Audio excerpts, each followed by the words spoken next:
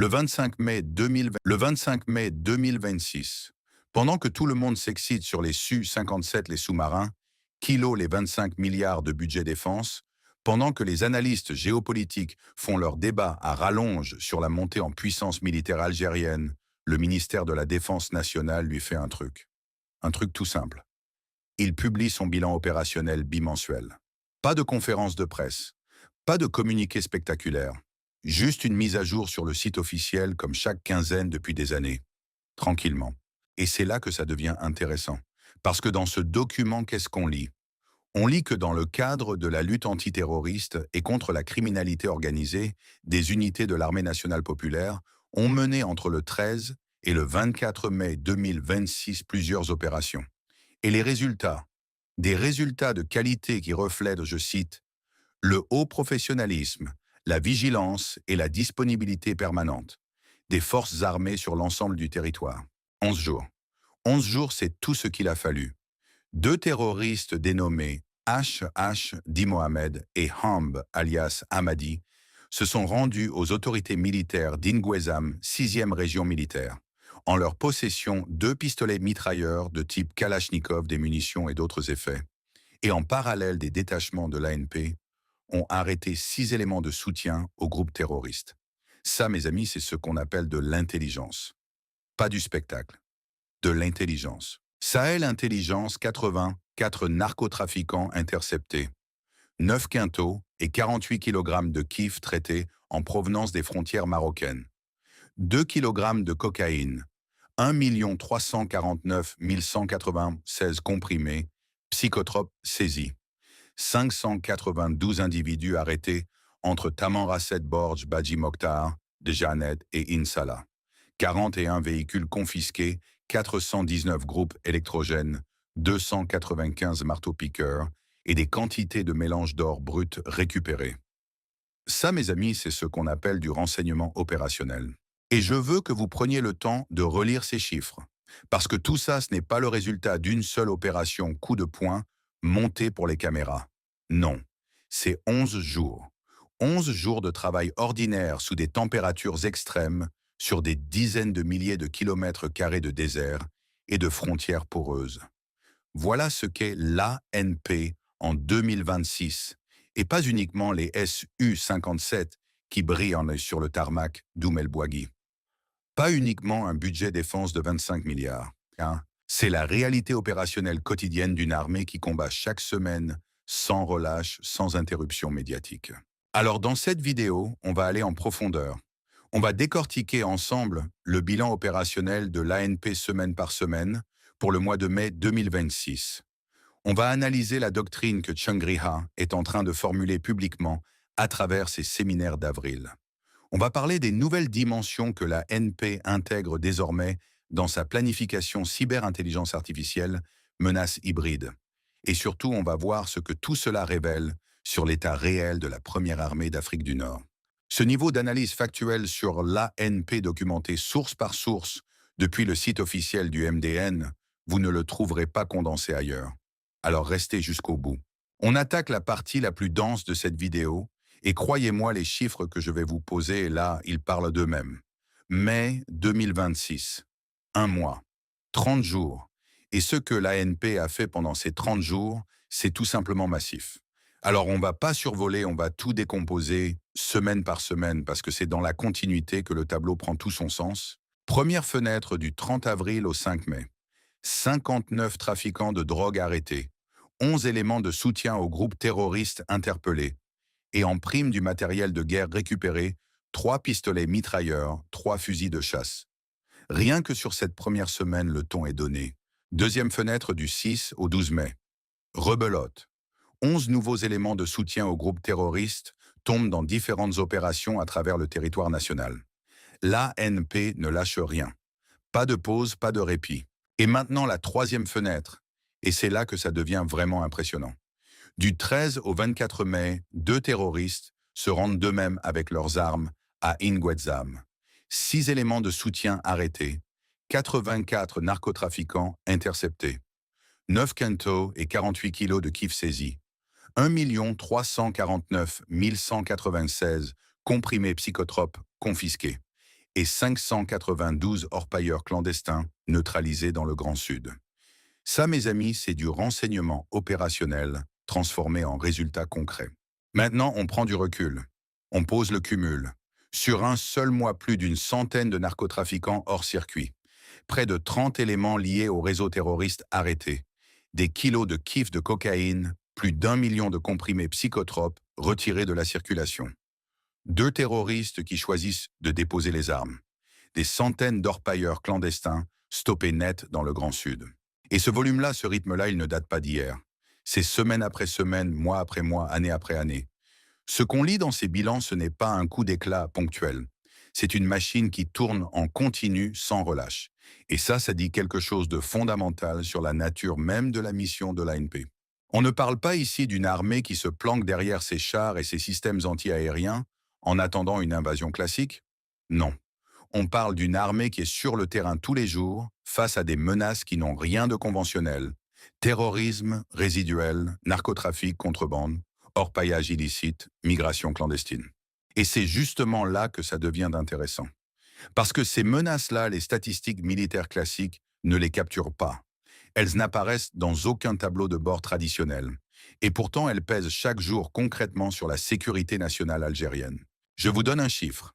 592 orpailleurs clandestins arrêtés en 11 jours, dans le Grand Sud, avec au passage 41 véhicules saisis, 419 générateurs confisqués, 295 marteaux-piqueurs récupérés, tout le matériel qui sert à extraire et à transporter l'or, mélangé à la roche. 11 jours seulement. Et ce chiffre mérite qu'on s'y arrête. Ces 592 personnes, ce ne sont pas des terroristes au sens classique du terme. Ce sont pour la plupart des individus originaires d'Afrique subsaharienne qui franchissent illégalement les frontières algériennes pour exploiter les ressources du sous-sol.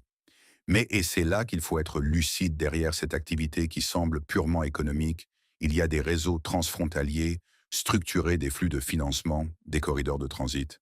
Et ces mêmes corridors, ils sont aussi empruntés par des groupes armés. Bon, on enchaîne. Parce que là, on entre dans un volet qui personnellement me fascine.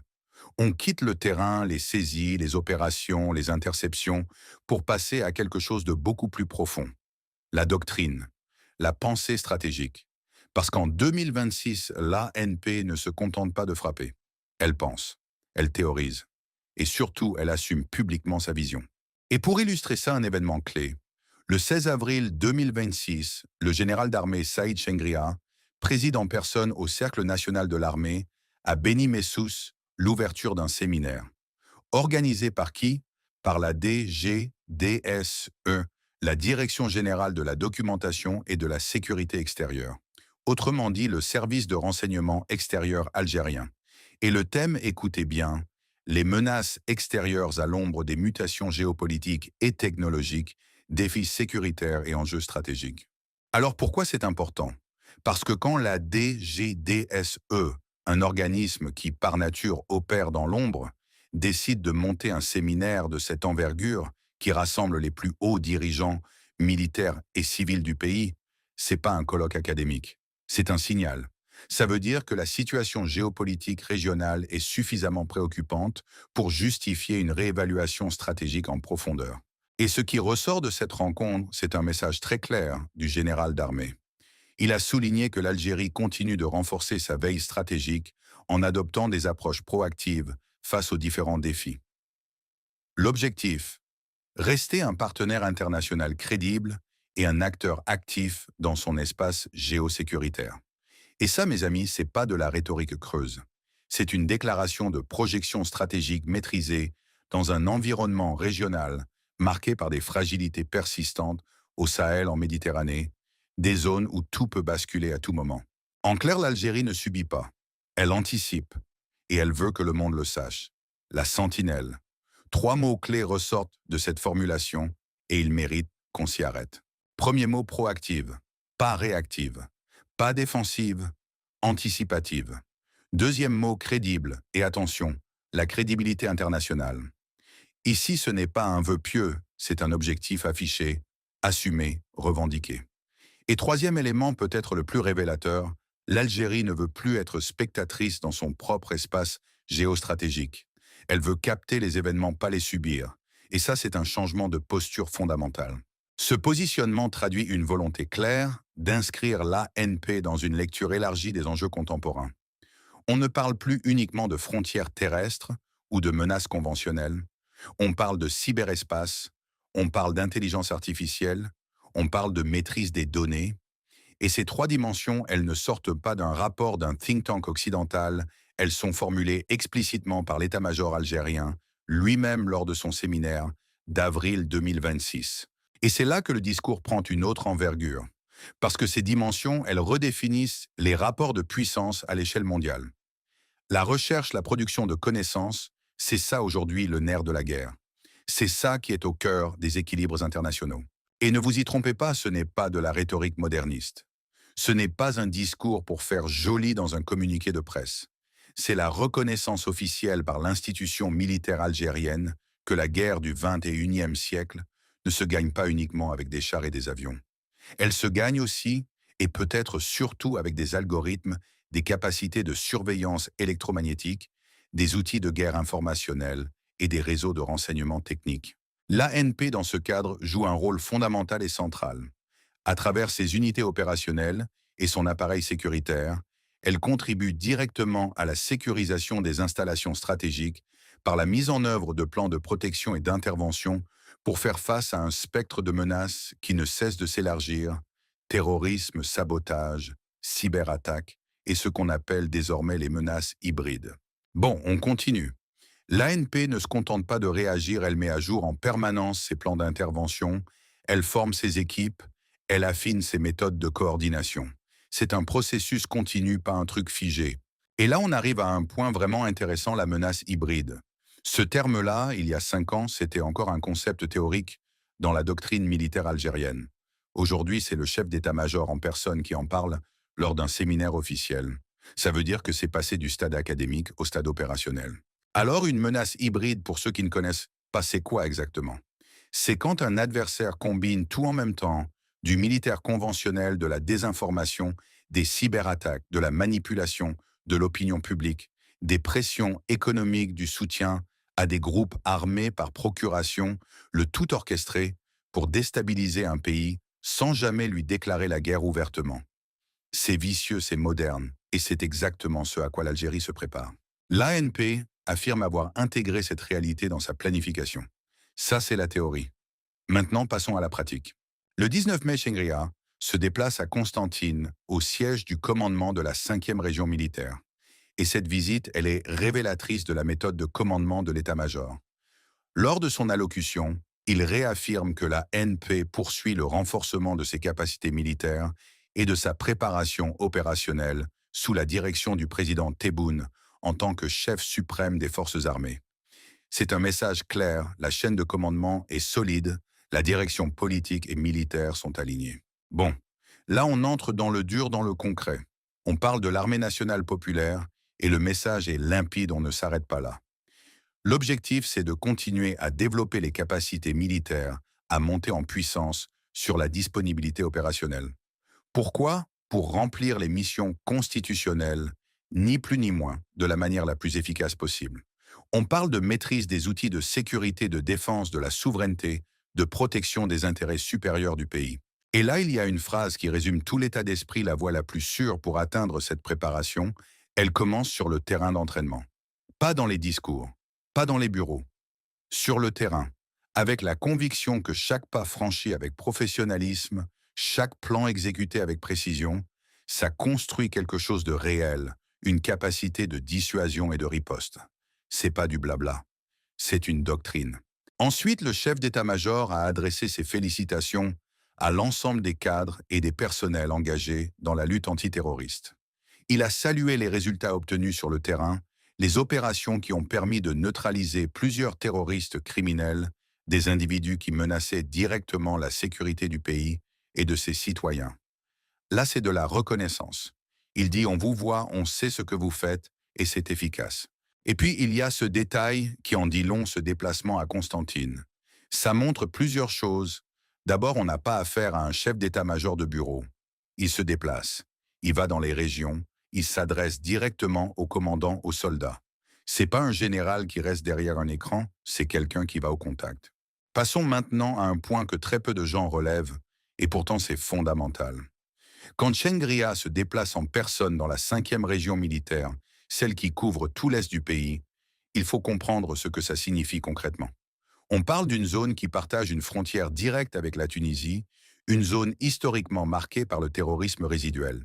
Et il y va en mai 2026, précisément au moment où les tensions régionales atteignent leur pic.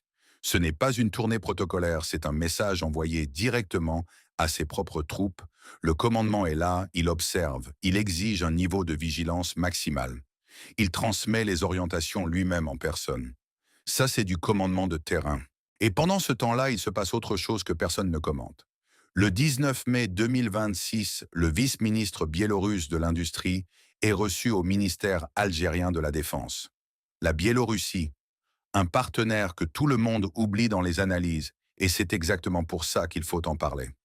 Ce pays produit des équipements militaires concrets, véhicules blindés, systèmes de communication matériel logistique qui viennent compléter les acquisitions russes. Une visite de ce niveau au ministère de la Défense, ça veut dire une chose très simple, la coopération industrielle militaire entre Alger et Minsk avance, et elle avance loin des caméras. Passons maintenant à un aspect qu'on néglige trop souvent quand on parle de puissance militaire, l'infrastructure. Parce que oui, acheter du matériel dernier cri, c'est bien.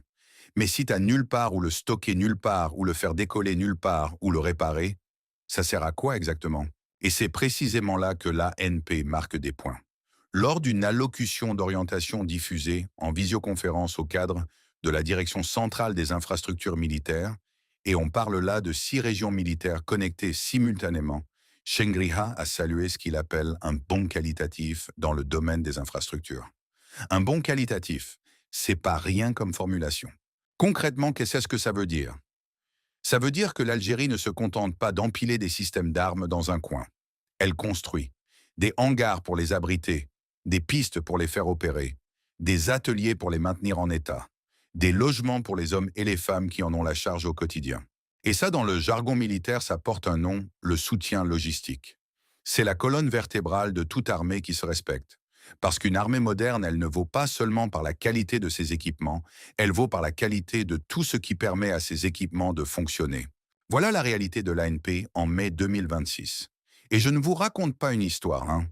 Tout ce que je viens de vous présenter, c'est tiré des documents officiels du ministère de la Défense nationale algérien lui-même. Les sources les plus fiables qui existent sur le sujet. Une armée qui ne dort jamais. Chaque jour sur le terrain, elle saisit des narcotiques, neutralise des orpailleurs clandestins, arrête des terroristes, accueille des délégations étrangères pour muscler sa coopération industrielle.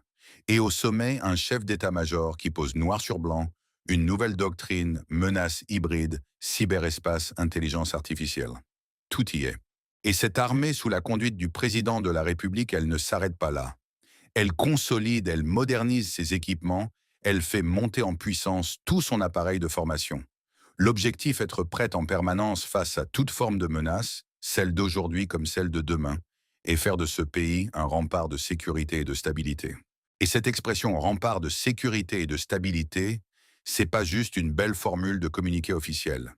C'est une ambition stratégique qui se traduit en opérations concrètes, semaine après semaine, sur 6385 km de frontières terrestres et 1600 km de côte méditerranéenne.